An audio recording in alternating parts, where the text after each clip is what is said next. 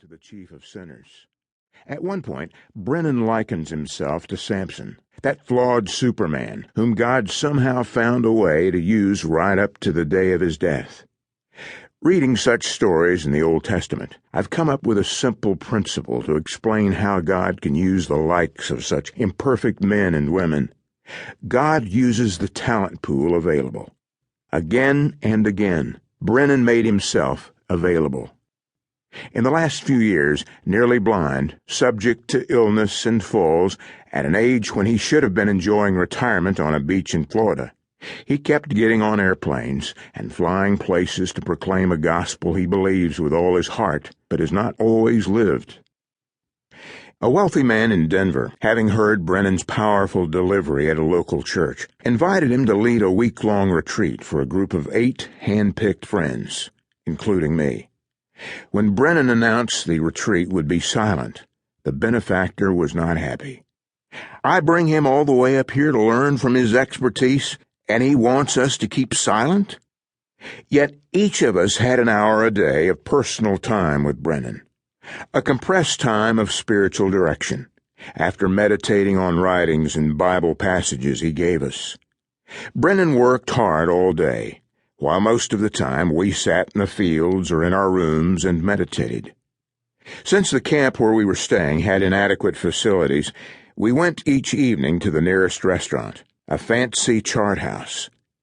The first night, Brennan brought along a boom box with cassette tapes of Rich Mullins and John Michael Talbot, proposing that during dinner we listen to meditative music and continue our time of silence. Soon a chipper waitress showed up. "Hi, guys. How are we all doing tonight?" No response came, except for nods and a few tight smiles. A fellow diner recognized one of our group and came over to chat. Patrons at tables around us stared disapprovingly at the boombox, which was pumping out music that blatantly clashed with the restaurant's own muzak. Brennan laughed, threw up his hands, and made a new rule: silence suspended during evening dinner. I remember that comical scene when I think of Brennan. More than anyone I know, truly, he has sought a pure and holy life, to the extent of living in a cave in Spain for months, working side by side with the poor, taking vows of chastity, poverty, and obedience. Yet his ideals flounder. Other noises, the clink of wine glasses, laughter from the bar, a woman's voice, distractions from others. In short, the messiness of life keep interfering with his holy quest. And the inner demons, which no one who has not experienced them can understand, rise up and take control. All is grace, Brennan concludes, looking back on a rich but stained life. He has placed his trust in that foundational truth of the universe, which he has proclaimed faithfully and eloquently. As a writer, I live in daily awareness of how much easier it is to edit a book than edit a life. When I write about what I believe and how I should live, it sounds neat and orderly. When I try to live it out, all hell breaks loose. Reading Brennan's memoir, I see something of the reverse pattern. By focusing on the flaws, he leaves out many of the triumphs. I keep wanting him to tell the stories that put him in a good light, and there are many.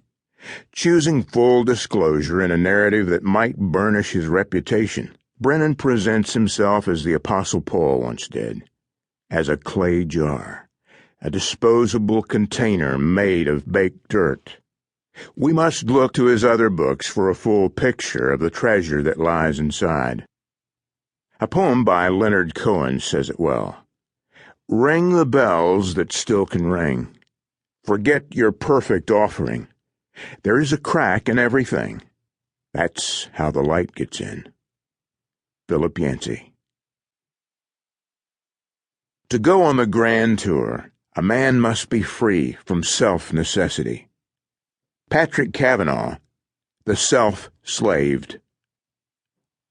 A word before. All His Grace was written in a certain frame of mind, that of a ragamuffin. Therefore, this book is by the one who thought he'd be farther along by now. But he's not.